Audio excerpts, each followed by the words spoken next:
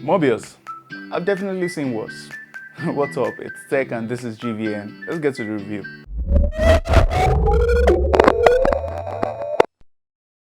Hey, what's up? Welcome to the channel. Once again, this is GVN where we review movies, series, comics, animations, and video games. Now, it's all about Morbius in this one. And, I'm going to go into this review with first sort of addressing the negativity that has surrounded this movie. There's so much, this movie got so much hate online with people tweeting different things. I mean, there was one that caught my eye in particular about the glass breaking and someone dropping more tickets into his car, and there are many other negativity surrounding it. Like, there's so much. And, the thing is this. While I did not see this in the cinemas because I was really busy at the time and I wasn't really hyped to see it, I knew I was going to watch it when it gets released digitally and I was going to review it. And if it sucked, I was looking forward to probably giving a 0/10 to my first 0/10 movie review ever. I mean, that was something I was looking forward to. But at the end of the day, one thing I knew I was going to do going in was also keeping an open mind. And I'm glad I did because honestly, I have seen worse. Morbius isn't as bad as people say, and let me explain. So it starts with Dr. Michael Morbius, played by Jared Leto. He has his friend Milo, played by Matt Smith, and he also has Martin Bancroft, played by Adria Arjona. And you see, when you have all of these people, you see that okay, there is a universe where there is this guy, is this genius, but then he has the rare blood disease. So he has a problem which he is also very invested in fixing for personal reasons and also for the world at large. It goes without saying that there are definitely going to be motivations surrounding that are deeply rooted in his personal feelings. And is that one thing the movie does well at portraying? Yes, for the most part. It did the backstory that also shows the bond in his relationship with his best friend. I think that was also good. Now we're in the present and him talking about not accepting the Nobel Prize because he hasn't fixed the problem. And there are a couple of other things that shows that this backstory is established that there is a problem and a fix is needed. And now, the life expectancy for people with this rare disease is not as high, and him surviving up to that point was even a miracle, him and his best friend, and it's thanks to the brains, his science, and it turns out that his friend is also bankrolling him. Now, the funny thing about this whole thing is, while I was watching this movie, I was 15 minutes in, 20 minutes in, 30 minutes in. I was actually looking for something that would be deserving of the hate that this movie got online. And honestly, 30 minutes in, I still hadn't seen it, but of course, I continued watching. And now we see that, okay, the experiment is happening, and that's the part that we see in the trailer. They showed an extended part online too, where we see that okay, now he has turned into the vampire and is taking out mercenaries left and right on the ship. Now the thing is, if not for the sake of this should be an action movie, right? Yes, even that entire sequence on the ship maybe might have not happened, but this was his first time turning, and it was blood frenzied, and he did all of that. And then now we move to him calling in a mayday and jumping off ship so that the doctor can also be saved, and all the bodies were found. As the movie progresses, yes, we see his friend has come to look for him, and his friend realizes that he seems to have been cured, but it is a cure that he does not want his friend to have because clearly now he is a vampire. All right, so now Morbius is a vampire, and he committed all those murders on the ship. And now he's trying to fight it. He's doing experiments on himself. He's realizing that artificial blood, which he created, works, but it only works to an extent. So it's not as effective as real human blood. And he knows it's looking like it's just a matter of time before he needs real human blood or he goes the other way and lets himself die. And here's the thing, Morbius is a good guy overall. So he's looking forward to, or he's looking at dying the normal way, or trying to find a way to just stop himself from becoming a monster that just kills people randomly. And here's the thing, while all of this is happening, while he's trying to find a solution, there's another death in this hospital. Now the thing is, there is a kid that was introduced initially, right? And she's in his facility, his hospital, and she seems to also have the same issue and is closely monitoring her. So he's very invested in finding a solution, but of course this solution is not one that he wants to give to the world. But his friend has found it, and his friend used it on himself because a nurse was killed in his hospital, and it turns out that it was his friend that did the killing, not him. But he thought maybe it was the one that did it and he blacked out. So the police comes and they're asking questions, but he has tested out some of his powers, so he realizes that he can listen to things from a very, very far distance. He can isolate sound and listen to it. And he listened in on this conversation through the earpiece and he realized that they were looking for him. So here's the thing. When you're talking about hate for this movie, right, I'll say there are plot holes, yes. There are some plot holes that are just big and gaping because a guy does not jump all the way, say, 20 to 30 stories high, and then another person chases him, even if you're using an elevator, or you chase through the stairs, a regular person, you're not going to catch him in the space of time that they showed in this movie. So yes, I'll say yes, that is like a plot hole, that is just something that's weird. But of course, he gives himself up, and Tyrese is the policeman in this case, so he gives himself up, and now he's in prison. And he used that line of, I'm hungry and you won't like me when I'm hungry. And yes, that's a throwback to Hulk. You won't like me when I'm angry. So yeah, I would say one thing that this movie sort of, for some weird reason, felt the need to do was make different references to other established Marvel continuity stuff. And maybe it's because of the combination between Columbia and Sony too. That's why they could make the Marvel reference to the Hulk, because Columbia still has rights to the Hulk, if I remember clearly. And also, there's also the case of when he was trying to get a lab, because now his lab has been taken over by the police. So he was trying to get a lab from these guys that are making counterfeit money.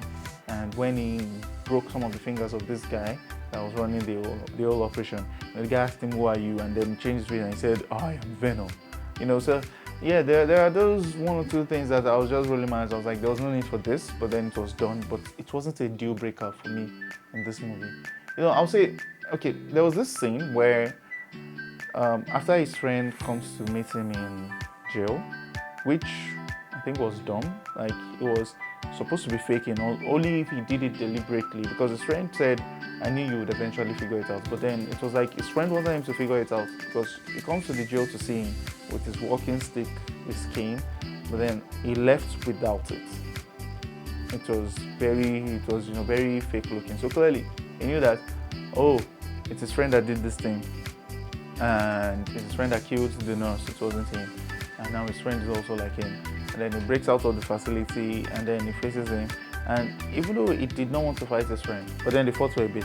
Then the police comes, and the friend makes quick work of the police, kills them. That's Milo, kills all the policemen. And then he keeps saying, "Me and you can rule the world together."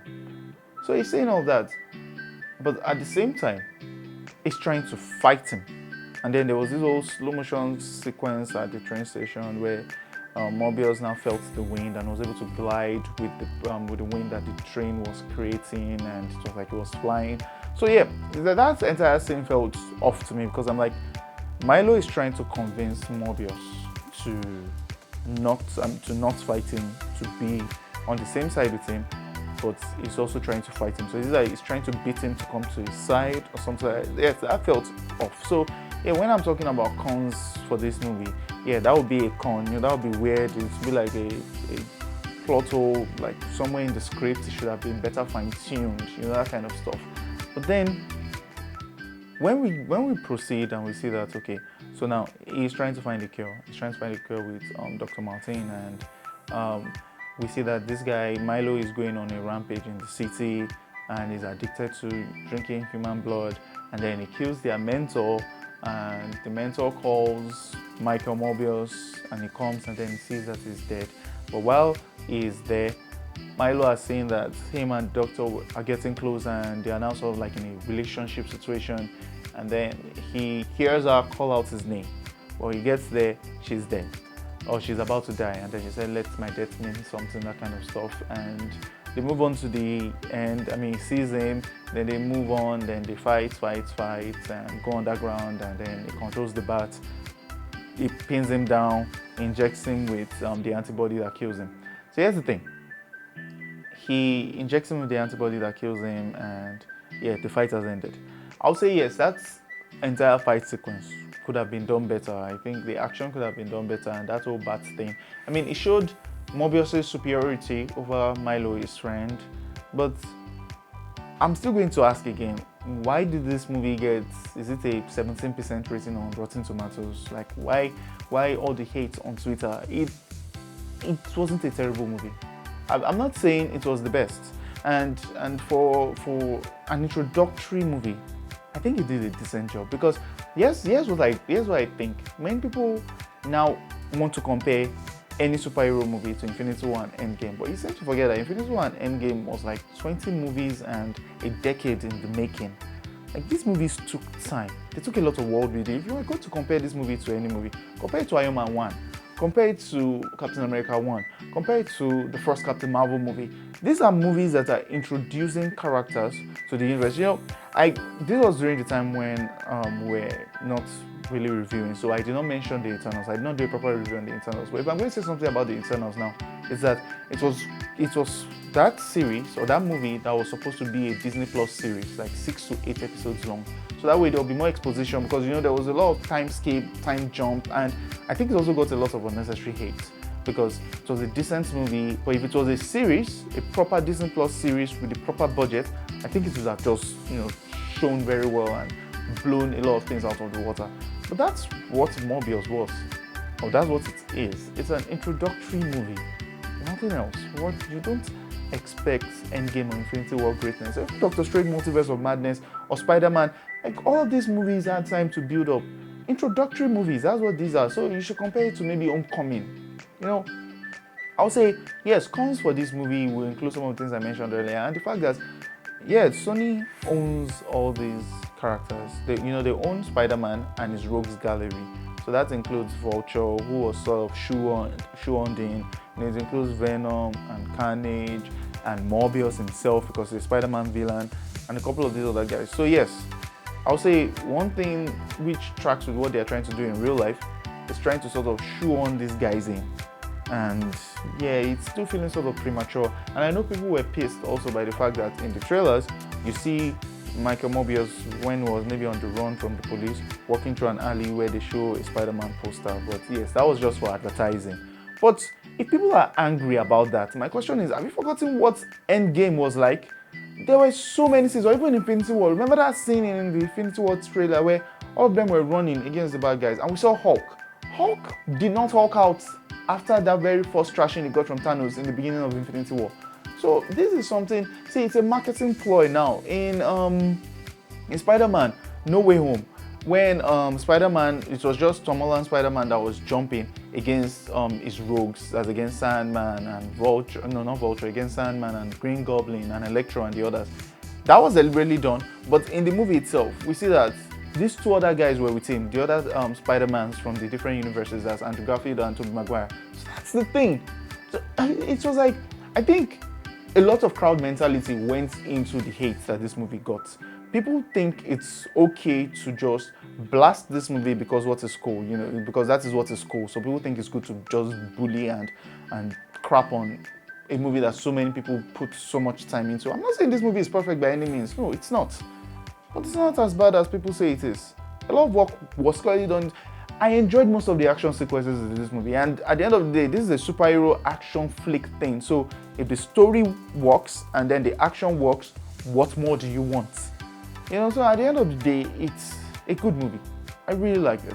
So that herd mentality, crowd mentality thing, I know, I mean, it's just a handful of people, our normal viewers that watch this series, this review that will, but I will still have to say it for posterity's sake. The herd mentality, the crowd mentality, like my boy MI said, is one thing that we should break away from, and then everybody will be able to form an opinion for themselves, because at the end of the day, you find out that a lot of these things are second-hand opinions. My guy said this, or this lady that is my friend said this, or maybe something like that. It's not because you actually went in there with an open mind to enjoy a movie and then you were disappointed. No. That's what I personally believe, because I have watched this movie and I don't think it deserved the hate that it got. And that's it for my my little thing with this whole thing. The movie Morbius, yes, it wasn't perfect by any means, but it was a good movie. Will I watch it again sometime in the future? Maybe. So overall, I'll give it a 6/10. It did not suck. I thought I'll give it maybe a 2 or a 1 or a 0, or even give it a negative that we need our money back. But no, it was a good movie. It wasn't terrible. It wasn't great, but it was decent. It was okay. It did not deserve all the hate that it got. And that is my review on it. If you like what you've watched, feel free to check out this video or this video next to see some of our other dope reviews on the channel. It's been Tech for GVN. Peace.